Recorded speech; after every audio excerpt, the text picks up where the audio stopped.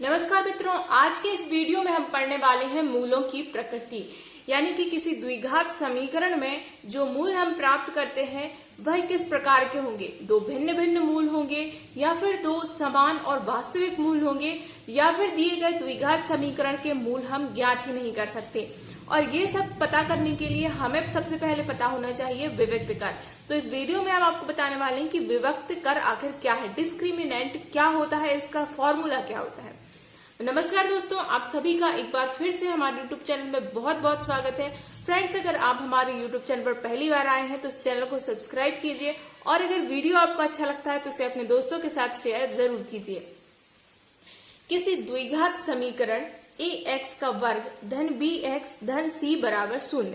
यहाँ पर द्विघात समीकरण दिया गया है ax का वर्ग धन bx धन c बराबर 0 के मूलों की प्रकृति विविक्त कर डिस्क्रिमिनेंट द्वारा निर्धारित की जाती है, या फिर उस द्विघात समीकरण का जो विविक्त कर होता है वही ज्ञात करता है या निर्धारित करता है कि उस दिए गए समीकरण के मूल किस प्रकार के होंगे। यहाँ पर विविक्त कर को हम कैपिटल डी से रिप्रेजेंट करते हैं या कैपिटल डी से हम विविक्त कर को दर्शाते हैं, क्योंकि विविक्त कर को इंग्लिश में डिस्क्रिमिनेंट कहते हैं। विविक्त कर का सूत्र होता है B square minus 4ac, B का वर्ग ऋण 4ac।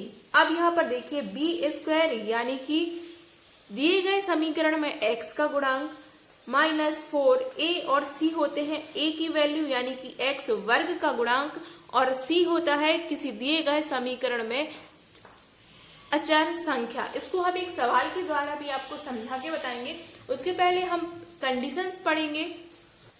किसी भी द्विघात समीकरण में मूलों की प्रकृति की 3 कंडीशन होती हैं। सबसे पहली होती है दो भिन्न वास्तविक मूल, दूसरी होती है दो समान वास्तविक मूल और तीसरी होती है वास्तविक मूल नहीं है, अर्थात तो समीकरण के मूलों को ज्ञात नहीं किया जा सकता। सबसे पहले दो भिन्न वास्तविक मूल होंगे अगर d बड़ा होगा 0 से। यहाँ पर हम वैल्यू रखें और जो d की वैल्यू है वो अगर 0 से बड़ी आती है तो दिए गए समीकरण के दो भिन्न भिन्न और वास्तविक मूल होंगे। दूसरी कंडीशन आती है दो समान वास्तविक मूल। अगर d यानी कि विविक्त कर जो है उसकी वैल्यू 0 के बराबर आती है या फिर d इक्वल टू 0 आता है तो यहाँ पर दिए गए समीकरण के जो मूल हैं वे समान होंगे और वास्तविक होंगे। अगली कंडीशन आती है वास्तविक मूल नहीं, यानी कि अगर d की जो वैल्यू है ये 0 से कम आती है यानी कि माइनस में चली जाती है अगर d की वैल्यू, तो दिए गए समीकरण के जो मूल हैं वह वास्तविक नहीं होंगे। तो चलिए इसको अब हम एक सवाल के द्वारा दर्शाते हैं आपको। मान लीजिए हमारे पास एक समीकरण है x का वर्ग धन 3x धन 2 बराबर 0।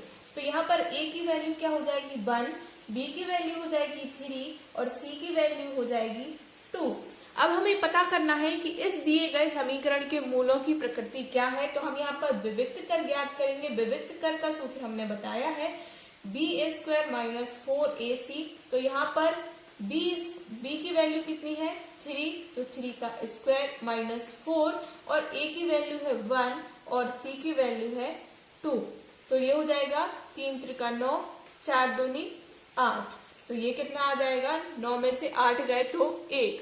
और ये क्या है, जो 1 है ये क्या है 0 से बड़ा है। 0 से बड़ा होता है कि नहीं 1, तो यहाँ पर d भी जो है वो क्या हो जाएगा 0 से बड़ा हो जाएगा। अर्थात इस दिए गए समीकरण के मूल कैसे होंगे, दो भिन्न और वास्तविक मूल। ये हो गई पहली कंडीशन, दो भिन्न वास्तविक मूल।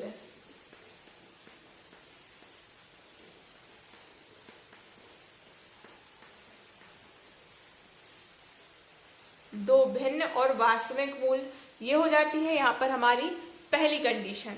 अब हमारे पास एक दूसरा समीकरण है, इसके भी हम मूल ज्ञात करना है, पता करना है कि मूलों की प्रकृति क्या है। तो यहाँ पर a की वैल्यू हो जाएगी 2, b की वैल्यू हो जाएगी 4 और c की वैल्यू कितनी हो जाएगी 2।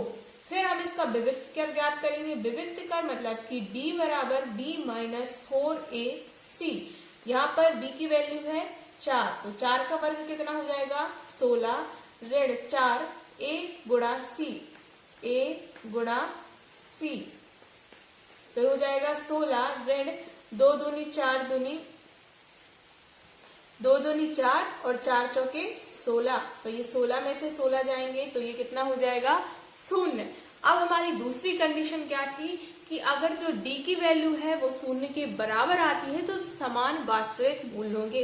अब यहाँ पर देखिए d की वैल्यू क्या आ रही है 0 के बराबर आ रही है, तो ये हो जाती है हमारी दूसरी कंडीशन, दो समान वास्तविक मूल, दो समान वास्तविक मूल।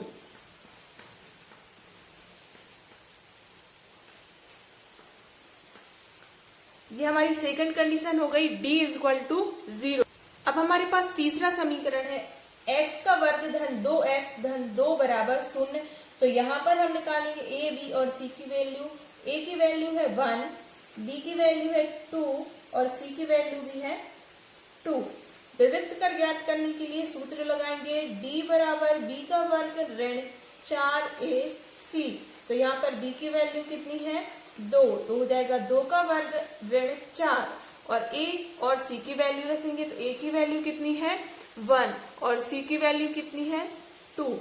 तो यहाँ पर 2 का वर्ग होगा तो 2 दूनी 4 ऋण 4 दूनी 8, तो ये 4 में से 8 घट रहे हैं तो ये कितना आ जाएगा ऋण का 4 आ जाएगा, क्योंकि छोटी संख्या में से बड़ी संख्या घटी है तो क्या आ जाएगा ऋण का 4। अब ये थी हमारी थर्ड कंडीशन। जो 4 है ये कैसा होता है 0 से छोटा होता है, यानी कि जो d है वो 0 से कैसा है छोटा है। तो ये हमारी थर्ड कंडीशन है, जब विविक्त कर 0 से छोटा होता है तो वास्तविक मूल्य नहीं होते हैं, वास्तविक मूल नहीं। यानी कि जो हमें समीकरण दिया गया है x का वर्ग धन 2x धन 2 बराबर 0, इस समीकरण के जब हम मूल ज्ञात करेंगे तो वे वास्तविक मूल प्राप्त नहीं होंगे, वास्तविक संख्याओं में हमें मूल प्राप्त नहीं होंगे। मित्रों, अगर आपको सारा कंसेप्ट अच्छी तरीके से समझ आया है तो इस वीडियो को लाइक कीजिए, अपने दोस्तों के साथ शेयर कीजिए और इस प्रकार की और वीडियोस पाने के लिए इस चैनल को सब्सक्राइब कीजिए।